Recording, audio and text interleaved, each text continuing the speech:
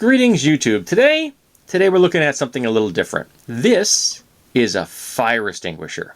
This is a Presto fire extinguisher, and it's not large. This is not a big fire extinguisher.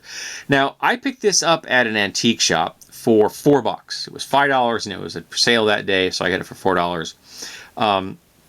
And it still had liquid in it. And when I turned this knob, it was still pressurized. Now, I've talked to some maintenance dudes I know, and they think that this may have been pressurized with water in it. But when I did open it, it spurted slightly, and I closed it immediately. And the stuff that came out didn't smell like water. Now, there's the potential you get water sitting inside of a container of brass for a very long time. Maybe it's going to take on a little bit of a funk, but the chemicals that came out of here evaporated faster than water. At least in my opinion. I've worked with water and other chemicals for a very long time, and this really did seem to evaporate faster than just pure water. So I don't know what's in this thing. I'm never opening that valve again. The fact that it is still got liquid in it, and it has pressure, and it can hold pressure is amazing, because this thing came from the 1940s.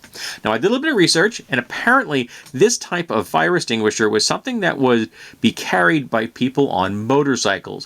When I bought this one, the guy who was selling them, he actually mostly deals in books, but he had this one and a second one that had a leather sheath that you could put on your belt. So you could actually carry it on your belt. He wanted $20 for that. I didn't need the leather sheath. This one it was the device itself that fascinated me. So I picked this one up for $4, and I am very happy because this is one of the coolest things I own in my gear collection. This is just awesome. Even if it has mystery chemicals inside. Now, when I purchased this, I mentioned that it was still pressurized. The people at the antique shop were not happy. Because apparently having items which are pressurized is one of their no-nos.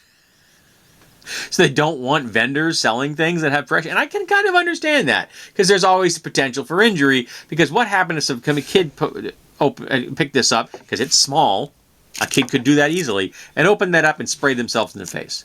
That could be disastrous because you don't have 100% knowledge of what's in this thing.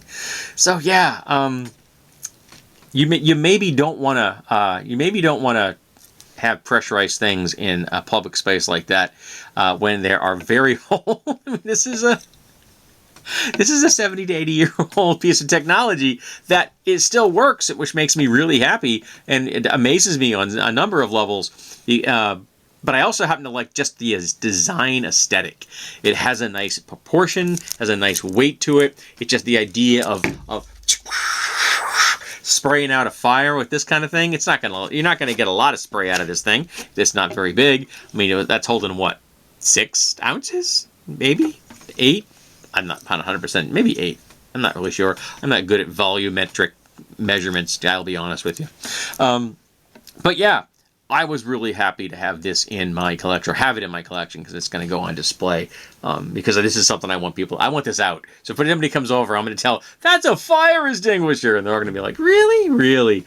The one kind of fire extinguisher I don't have in my collection, and I want to get, is the old glass ones. They looked like large light bulbs without the metal base. And they were just glass containers with fire retardant, sometimes water, sometimes chemical fire retardant, and you just chucked them at the fire. Like grenades. I had a chance to buy one once, and I didn't buy it, and I kind of regret that. But this is cool. Alrighty, so have any of you ever encountered one of these things? Because until I picked it up off that shelf, I had never even known this thing existed. Ever. It never occurred to me that people would design fire extinguishers that were this small and that could be carried on, a belt pouch or with your, saddlebags on your motorcycle. And did motorcycles just burst into flames in the 40s? Because I've never heard of anybody who owned motorcycles, and I've known lots of people who own motorcycles, have a problem with fire. Fire was not the main issue that people with bikes have. It usually is that they tip over, or they wipe out, or they die. Those are the problems people have with motorcycles because they are dangerous, but fire was never one of them. So the fact that somebody made this to be portable as a fire extinguisher is weird to me, but also really cool. Alrighty, so this has been the Presto fire extinguisher. Hope you found this interesting, because I sure did. And hope you enjoyed this video and you come back for the next one.